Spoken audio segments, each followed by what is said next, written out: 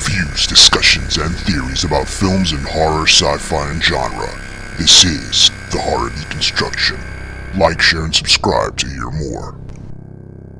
What is up, everybody? It's The Horror Deconstruction. You can find us on Instagram, Facebook, but most likely on YouTube. Give us a like, share, and subscribe. Hit that bell icon, hit that thumbs up, let the people know you listen to the show. It is Christmas Eve, folks, and today we give you the gift of a review, because you know, what we say is so important. Today's episode we are talking about Violent Night 2022.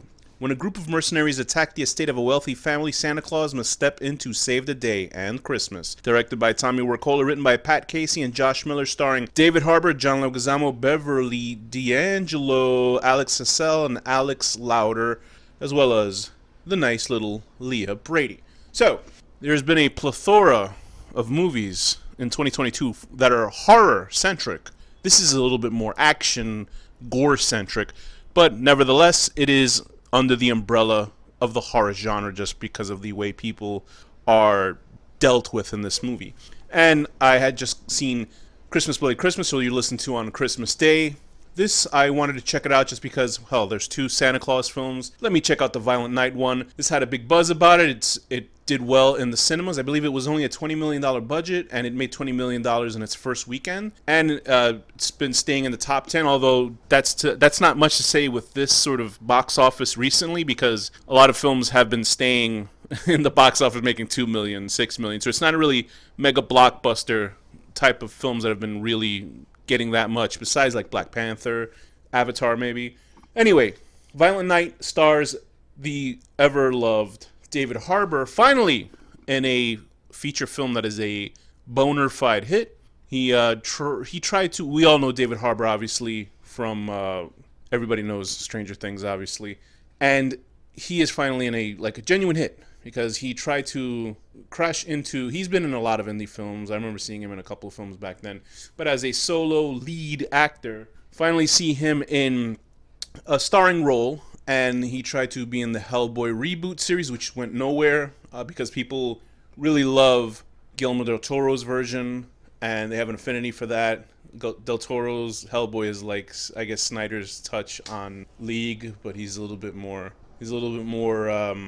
let's say, better at it. Anyway, so that didn't go well with Hellboy, unfortunately. I didn't see that film. I should, just for the case of it. I like kind of B-movie action comic book films, if they are at least different from most of the other ones. He also was in the Black Widow film that came out, which I thought was fine. People hated it for some reason.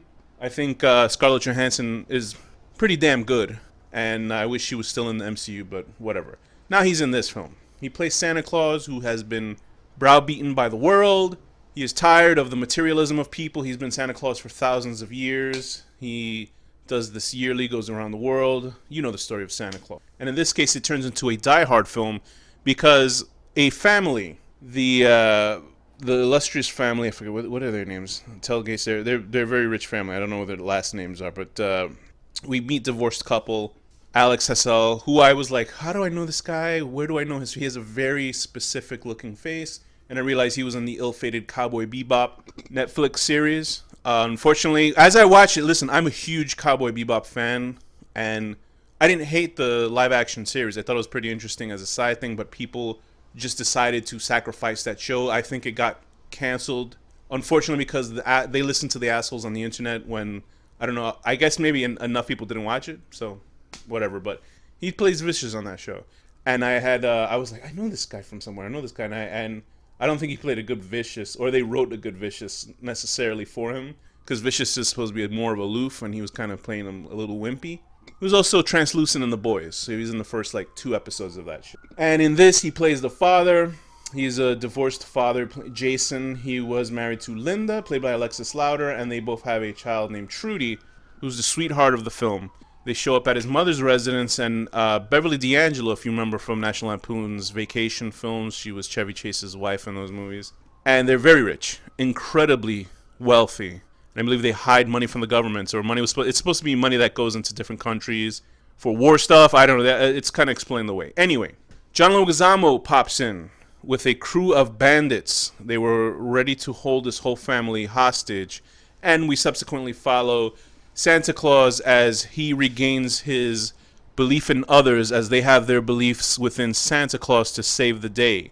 He finds a purpose in his life because apparently he was a warrior of way when, like Saint Nicholas, Kris Kringle, that whole Norwegian belief system. I might have just gotten that wrong. But here's the good thing about this film. Surprisingly, really well made. Especially for the budget. It feels like those John Wick films, films like Nobody or any others, Taken, sort of an older guy coming into town kicking ass. Very, very well done production-wise. Like, you couldn't tell this is a $20 million budget. I mean, it looks like at least double that with this film. Cast is great. John Leguizamo isn't annoying in the film. He plays a good bastard in this movie. But David Harbour is great. He is great. I mean, he's basically playing the same sort of downtrodden character he plays in all of his films. But it fits really well as the Santa Claus. And he's very funny. He's got great timing comedy-wise. He really is a great leading man, depending on, I guess, the role he gets and what's written for him. And he's just incredible as this. It's great to see Beverly D'Angelo playing like this ice princess, or ice queen, I guess, who's the matriarch of this family. There's other characters like Cam Gigande, excuse me, who plays Morgan Steele, who's like the boyfriend of Jason's sister in the film. Jason's sister is played by Edie Patterson, who's playing Alva, and she's a very money-hungry witch. These people that are very rich. They grow up unaware of reality outside of their millions of dollars. And they have a little son who's a very timely character who's Instagramming and going live on TikTok or whatever he's doing. He's played by Alexander Elliott playing Bert. He was good for his role. And let's just get into the gore. It's pretty gory.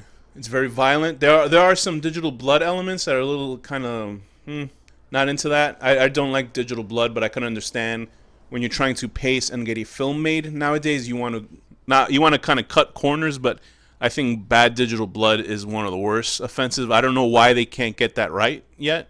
It's very hard to be done. But either way, there's slashings, there's decapitations by ice skates. There's people getting hammered over the head with giant hammers, like I said. Any like icicles getting killed by that. Any item that you can see from a Christmas film is used in this case. There's a reference to Home Alone, and those little traps are used in this film to a much more gory way. It reminded me of the film, what is that called?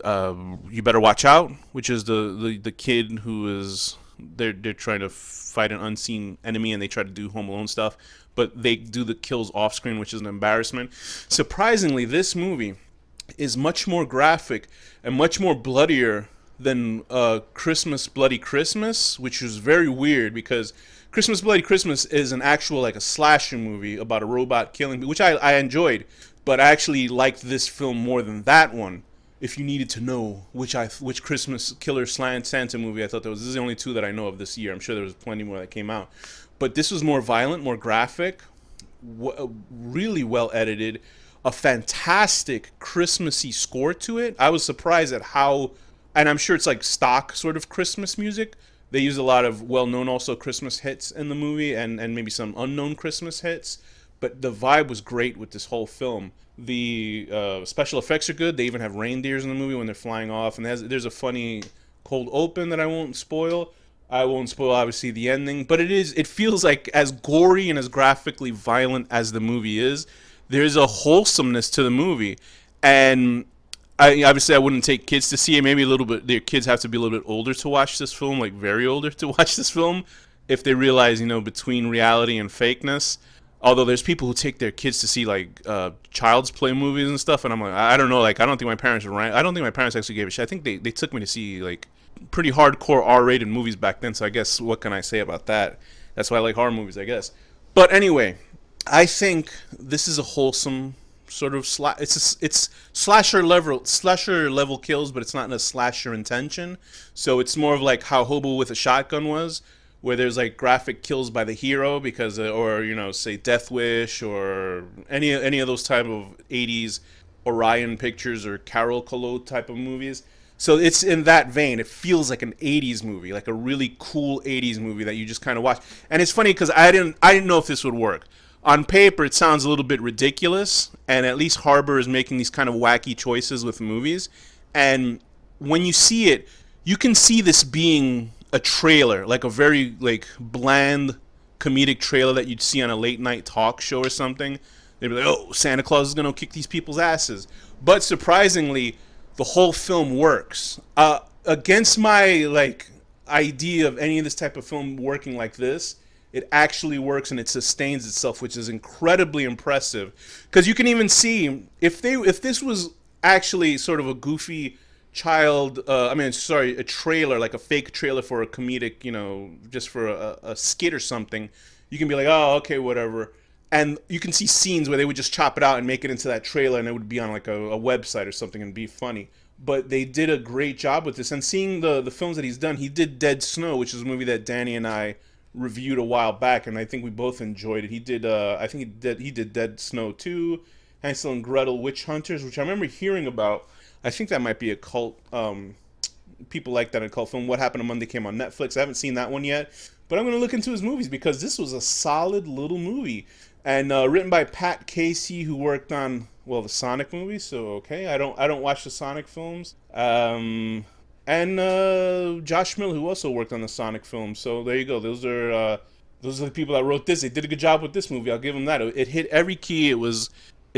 Although except for the TikTok kid, the movie is pretty timeless. As in, you can see it any part of any year that you want, and it'll feel totally like timeless. It's just a really good film. Very surprising at how good it is, at the quality that was put into it. It didn't feel cheap. It didn't feel, and obviously it's winking at the audience, but it never feels stupid. The movie is, if anything, if you were to say it is stupid, it's a good stupid. It's a fun stupid, not one that's abrasive or dumb. It's good stupid, not just dumb. There's a difference, believe me. So I would totally recommend this film for you to watch it, especially Christmas time. As soon as you hear this, just go watch it. It's out on video on demand. It's a great movie. It's fun, Everything that could have gone wrong with it didn't happen. There's nothing wrong with this movie, as I feel it. It filled its quota. There's a great kill at the end.